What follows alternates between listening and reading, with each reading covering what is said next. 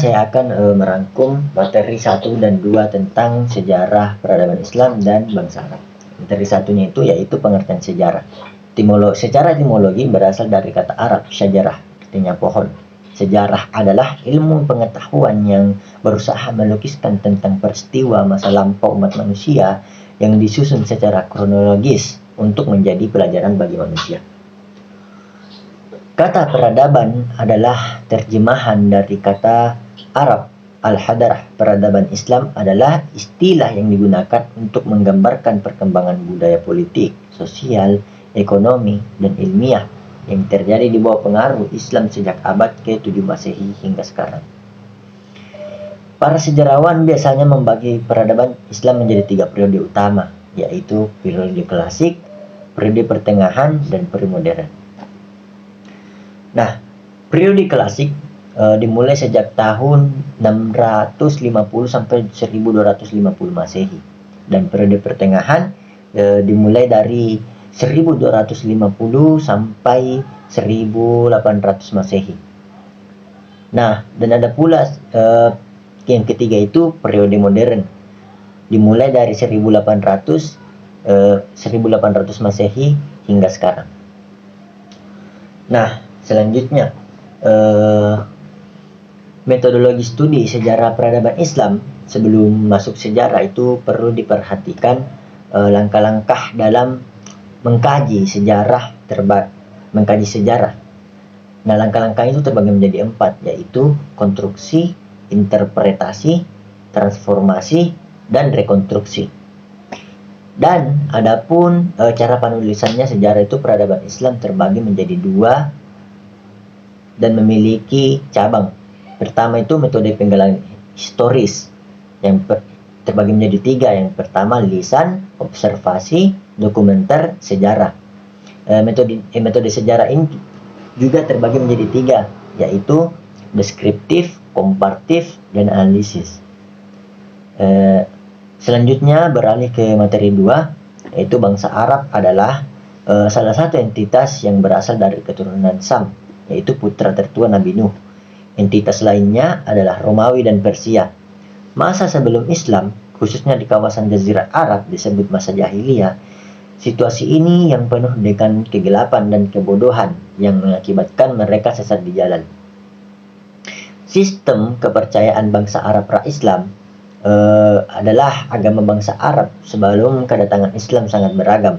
Ada yang menyembah Allah, ada yang menyembah matahari, bulan, bahkan bintang. Ada pula yang menyembah patung dan api. Masyarakat meyakini animisme, yaitu sebuah paham yang beranggapan bahwa setiap benda mempunyai roh, dan roh tersebut memiliki kekuatan gaib yang dikenal sebagai kaum Watsani, yaitu kaum yang menganggap Tuhan itu mereka dalam bentuk patung-patung. Nah, adapun agama-agama yang dianut oleh masyarakat Arab pra-Islam, yaitu yang pertama Yahudi, Kristen, Majusi, paganisme, dan al-Hunafa. Nah, terus bagaimana kehidupan bangsa Arab pra-Islam?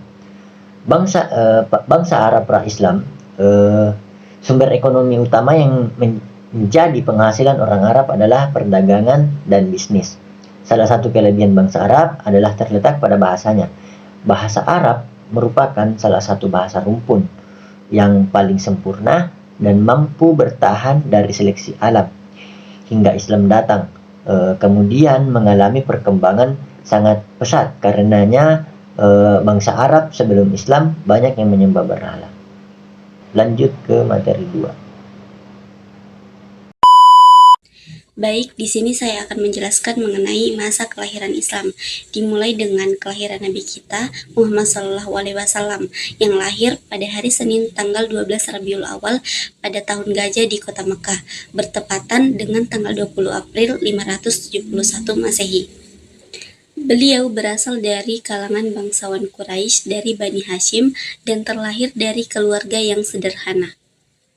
Ayahnya bernama Abdullah bin Abdul Muthalib yang meninggal dunia pada saat 7 bulan sebelum beliau lahir, dan ibunya bernama Aminah binti Wahab yang meninggal pada saat usia Nabi Muhammad menginjak 6 tahun, sehingga pada saat itu beliau menjadi yatim piatu. Kemudian setelah itu, Nabi Muhammad diasuh oleh kakeknya yang bernama Abdul Muthalib. Lalu pada 2 tahun kemudian saat kakeknya meninggal dunia, dia diasuh oleh pamannya yang bernama Abu Thalib. Ketika memasuki usia 35 tahun, Nabi Muhammad SAW menunjukkan kualitas kepemimpinannya saat kaum Quraisy bertengkar tentang siapa yang berhak meletakkan Hajar Aswad kembali di tempatnya saat memperbaiki dinding Ka'bah. Nabi Muhammad menyelesaikan masalah ini dengan meminta setiap kabilah mengangkat batu tersebut bersama-sama dan beliau sendiri yang meletakkannya kembali. Keputusan ini diterima oleh semua pihak dan meningkatkan popularitas Nabi Muhammad di Mekah pada saat itu. Allah Subhanahu wa Ta'ala mengangkat Nabi Muhammad menjadi nabi dan rasul pada malam hari, yaitu pada tanggal 17 Ramadan yang bertepatan dengan tanggal 6 Agustus 611 Masehi, tepatnya di Gua Hira. Nah, dari sini pembentukan negara Madinah diawali dengan diperintahkannya Nabi Muhammad untuk meninggalkan kota Mekah karena kaum kafir Quraisy berencana untuk membunuh beliau.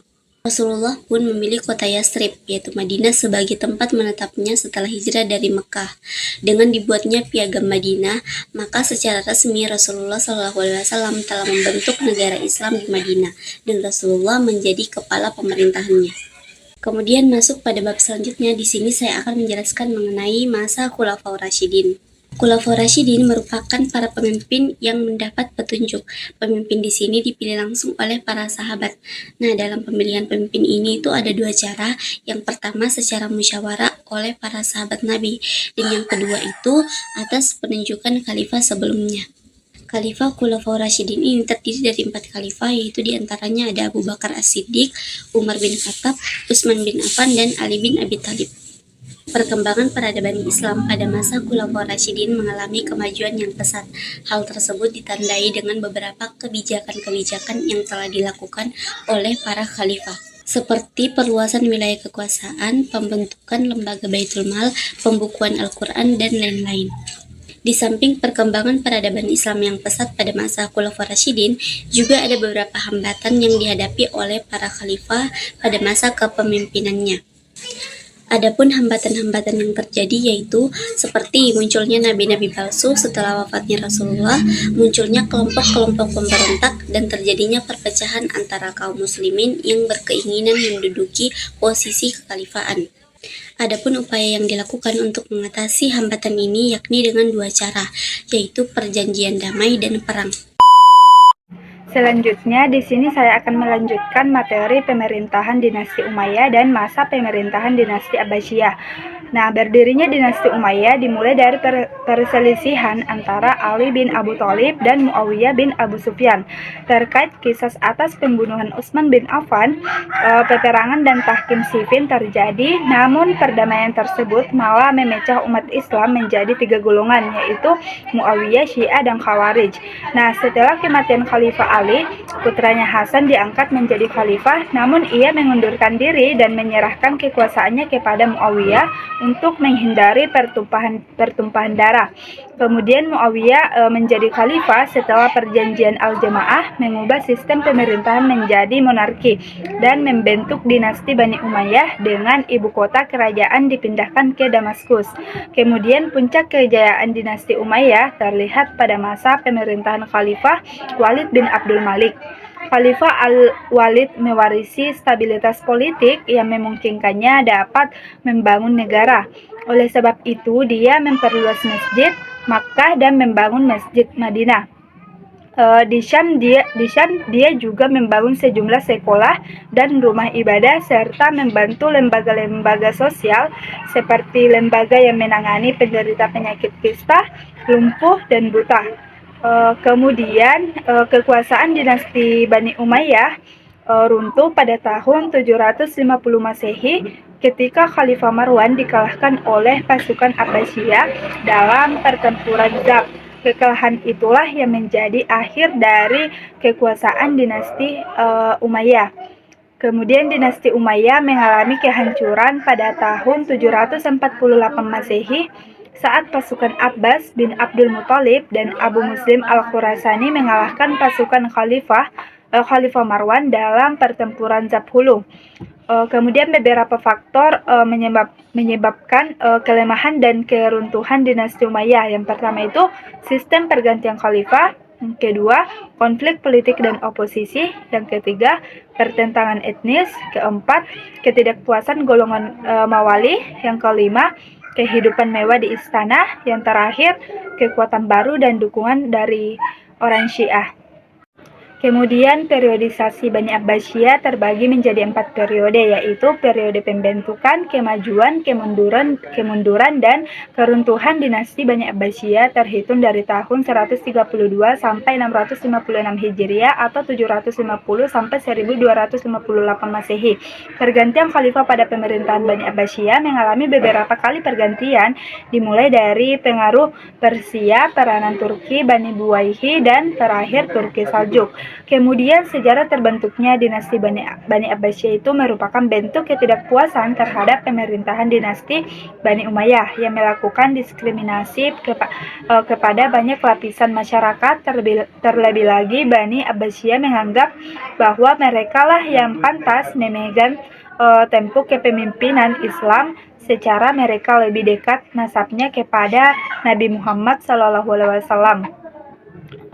Pada awal kepemimpinan khalifah pertama dan kedua, Bani Abbasiyah mengalami perkembangan yang pesat dan pada saat di bawah kepemimpinan khalifah Harun sampai dengan Rashid dan Al-Ma'mun, dinasti Bani Abbasiyah itu mengalami kemajuan pesat baik dalam kebudayaan, infrastruktur, politik maupun ilmu pengetahuan.